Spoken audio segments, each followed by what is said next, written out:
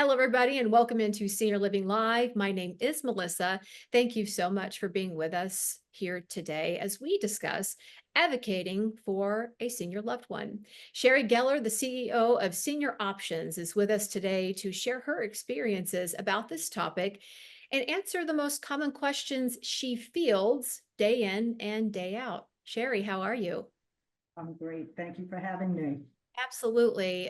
We are really excited to have you here and to dive into this topic. And you're going to share with a lot of people what you hear every day from others that they're going to be going through for the first time. So before we dive into all of that, let's talk about you and your background. Okay. So I think you could tell I'm a native New Yorker. I hope you can. I don't know if that's good or bad, but I am. I moved to Florida 37 years ago because I met my husband on a blind date and I said, this could be good. And we have so I'm married 36 years. We have two sons. One lives locally with his wife and three boys, so makes me a grandma. And my other son happens to live in Israel, who recently got married and works with me in the company. So that's very exciting for me. I like to play tennis, walk, read, play canasta, and friends and family are first and foremost, as well as my community. Well, there's a lot of people watching that are like, wow, I need to hang out with this lady. Sounds like she knows how to have a good time. So we got a little bit about your personal background there. What about on the senior living side of things? Right. So definitely who I am has to do with what I do, right? Professionally.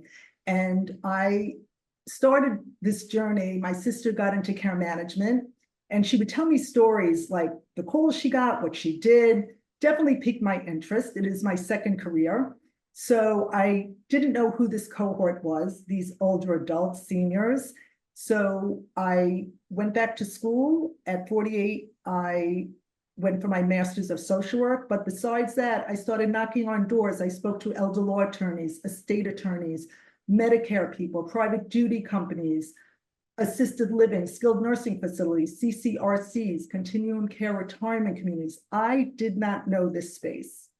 Now I know it very well. I'm doing it 19 years. My company is 13 years old. And we just hired our 10th care manager. So we're very excited. We're growing. And our goal really is to help families and help their loved one improve their quality of life, keep them safe, and give peace to the family, peace of mind. Yeah, and what you're offering is very much needed now and will continue to be needed well into the future. So thank you for all that you do. Now, when it comes to the people that you see every day, your clients, what are some of the more common surprises or unknown that you see making the most impact on people when it comes to having an aging loved one? Okay, so we could spend hours, but in the interest of time, I'm going to try to condense and I'm thinking about three things that really come about on a daily basis. One is cognitive deficits or cognition. The second is mental health. And the third is just follow-up, which sounds a little weird, I guess, but let me explain. So cognitive deficits, typical story is children call me or call their loved one and they don't necessarily live here. So they're checking in with mom and or dad. And, according to mom, everything's good. I played cards. I went for dinner. I saw a show. Not so much. But not so much, forget that piece. They're repetitive during the conversation. They're not following the conversation, or sometimes they're inappropriate with their responses. These are all telltale signs, we call them red flags, as to something might be going on. And families say to us, oh, what do you want? She's 88, he's 94. It, again, doesn't matter age. There's what's called normal aging and not normal aging.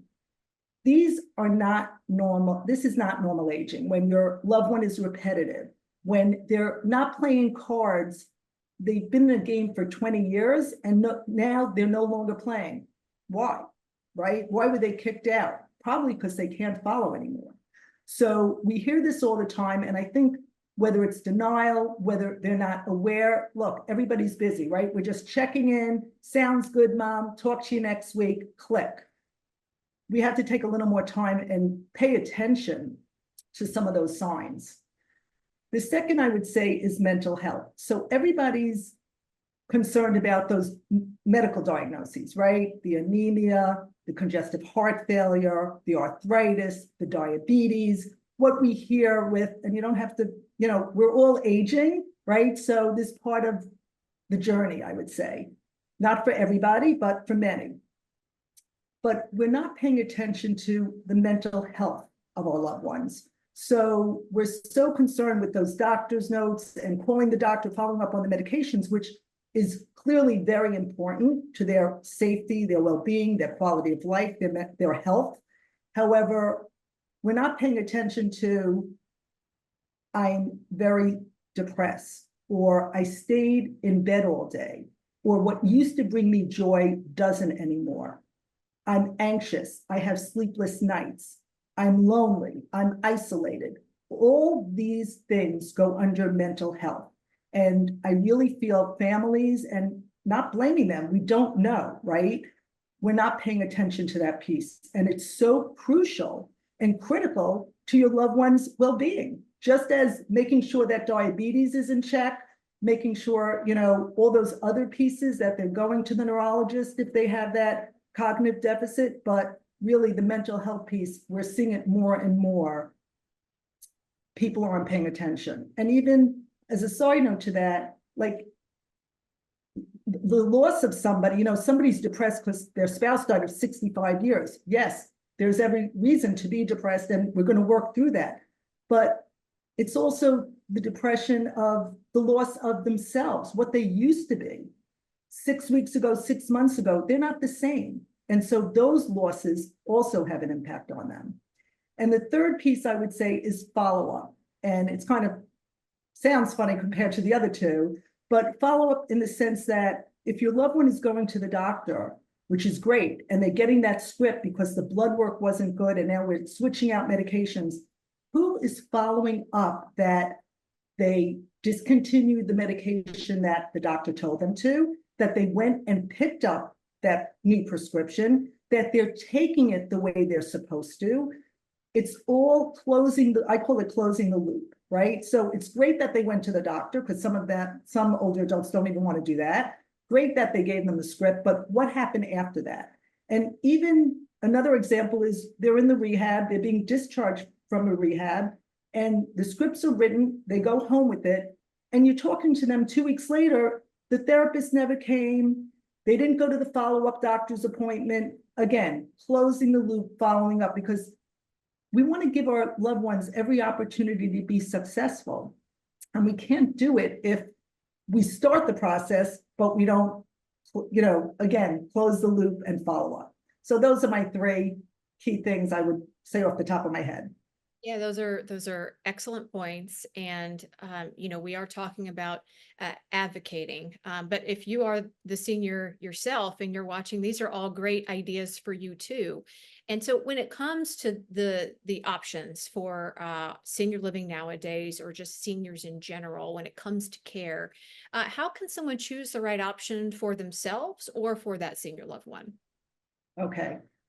We live in a very good time in the sense that there are more options now for older adults than ever before, right? So if you're looking for whether it's a community, whether it's a physician, whether it's a private duty company because you need a caregiver in your home, there are abundant options for you. And it's almost too much if you don't know how to navigate those options. So I would say there's two things you could do. One is sit down with a loved one, or talk to your spouse, your children.